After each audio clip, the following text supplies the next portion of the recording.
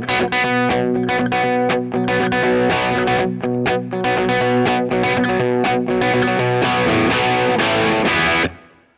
how you doing? Justin here. Today I'm continuing my little video series about my guitar collection with this incredibly awesome and very often asked about instrument. This is my Malcolm Young model Gretsch. It's a superb guitar and it's got a sound that can't be replicated by any other instrument. I don't exactly understand how it works. I bought it secondhand from a shop in the UK called Vintage and Rare Guitars. I bought it online, which I very, very rarely do, buy guitars without playing them at least a bit first. But I had some rather extraordinary circumstances behind buying this guitar, which I think might be slightly interesting for some of you maybe.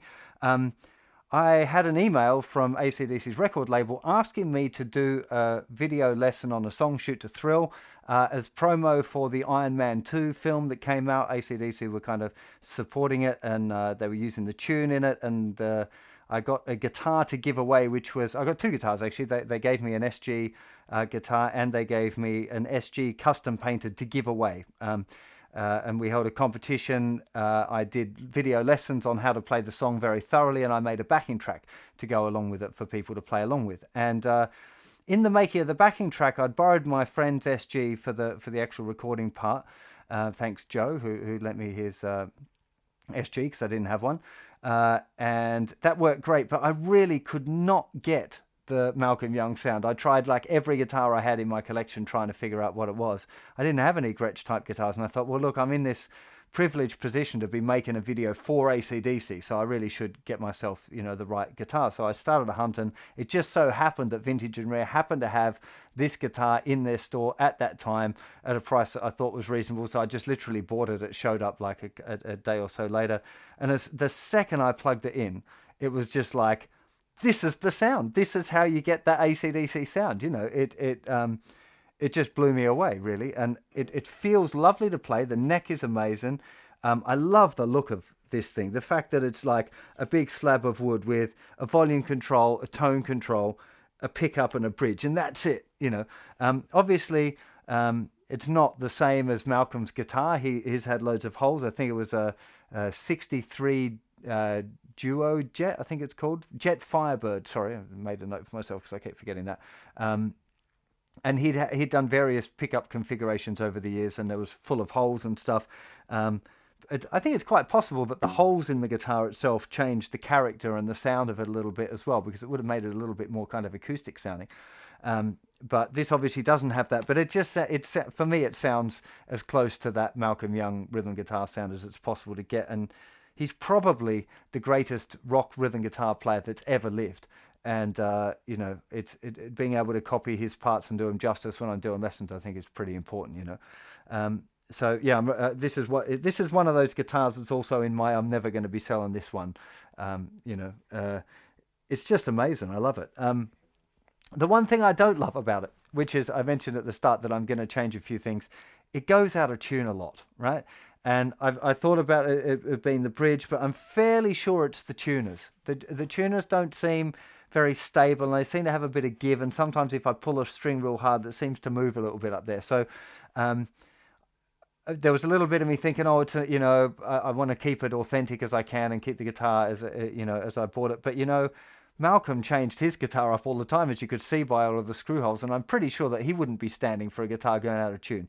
So probably when I finish doing this video, I'm going to go and order my set of probably Spurzl tuners are probably my favorites, I think.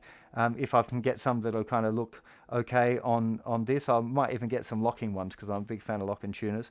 So I'm going to replace the tuners up there to sort that problem out. One of the things that people mentioned on the last video that I didn't talk about was the strings that I'm using. So on this particular guitar, I usually use 11s, okay? My standard choice is 10 gauge, 10 to 46.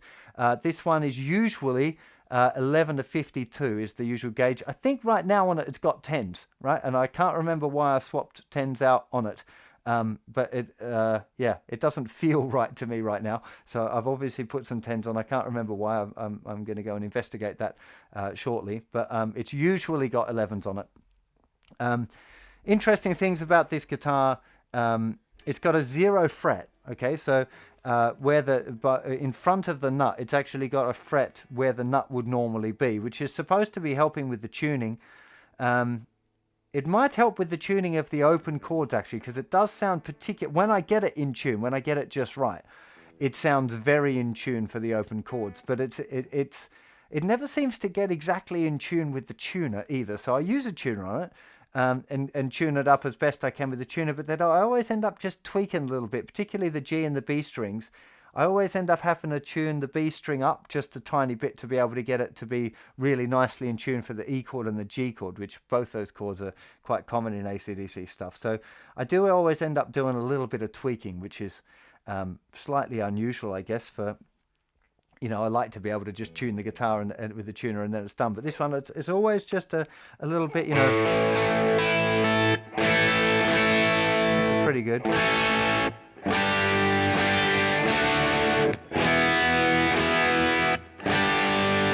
Actually, right now it's about bang on to my ears, but it does very frequently go out, even in the course of a song or a lesson. There's been a few AC/DC songs that I've done the lesson, and I've been like halfway through going, oh, hang on, is that still in tune? And I've had to reshoot bits, and sometimes I've just left it because I've got to often when I'm teaching, I'm thinking so much about what I've got to explain that I'm not listening properly, which I know might seem a bit weird, but that seems to be what happens.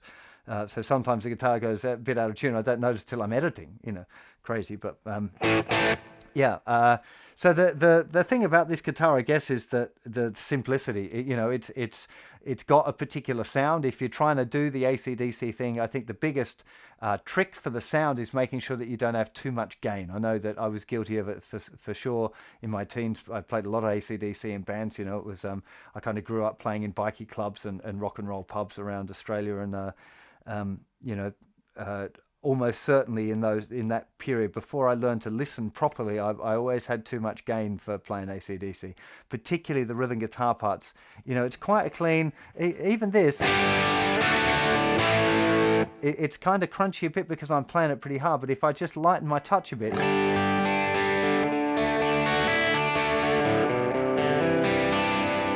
that's a pretty clean sound. Remember, AC/DC is kind of blues. It's rock and roll. It's not like heavy metal full of distortion. It's a lot cleaner than that. You get a lot of that, the sustain and stuff through volume more than distortion. So yeah, definitely one thing to experiment with. In fact, I was just doing it just now. I'm like, oh, that might still be even slightly too much distortion. But I generally set it so that if I play light, got it quite clean, but when I give it a bit more, it starts to break up even more. That's kind of how I try to set it, particularly for doing AC/DC, but for other stuff as well. I mean, it's funny, I don't tend to use, mainly because of the tuning thing, I don't tend to use this guitar for stuff other than playing AC/DC styley things on, but I've got a feeling I might. If I sort the tuners out and it becomes a bit more stable in that regard, then I'll probably find that I use it even more. Which I should do, because it does feel really nice, this instrument. If you happen to spot one, I'd definitely recommend getting it. I'd never used the tone control, to be honest.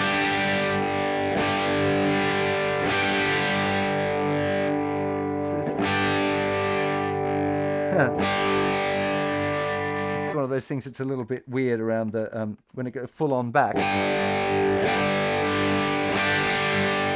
Seems to kind of dip in the middle, which is a bit odd. Anyway, I never use it. It's not for me. They could have done without that one as well, really, for me. I never thought even much about using it, to be honest. One thing, just an interesting, I think you guys like the diversions on this, these kind of videos as well, but a part of a story that I had a chat with a Gretsch expert one day. And he was talking about different Gretsches, different models, and how to spot a good Gretsch. And he said, what you want, mate, is you want a Wednesday Gretsch. And I was like, what do you mean a Wednesday Gretsch? And he said, well, people are under these misconceptions that the old Gretsches, that they were, built by these craftsmen who were really, caring about what they were doing, but they weren't. He said it was a manual labouring gig, and people, most of the people building the guitars couldn't have cared less about the instruments, really. That was just their job.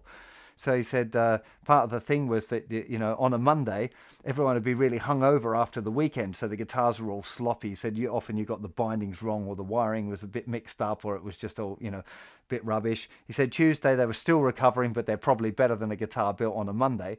He said Wednesday they were kind of feeling okay. They were feeling a bit clear-headed, so things were generally a lot, you know, better made on a Wednesday.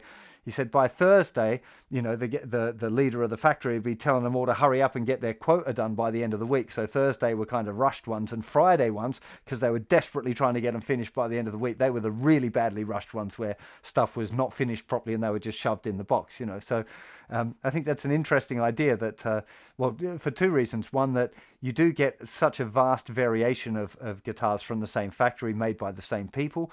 And even though it was kind of said in jest, I think it is true. And I think it's worth, you know, remembering that for a lot of those people in the, you know, the 60s and 70s, or earlier, making guitars, it wasn't like a craft where, you know, it was a luthier making the guitars in these factories. They were, you know, manual workers who just probably picked up the job because there were no gigs at the dock. I don't know exactly, but that's I think a fairly reasonable assumption to make, that it wasn't. I'm sure there were craftsmen in amongst the groups, of course, but.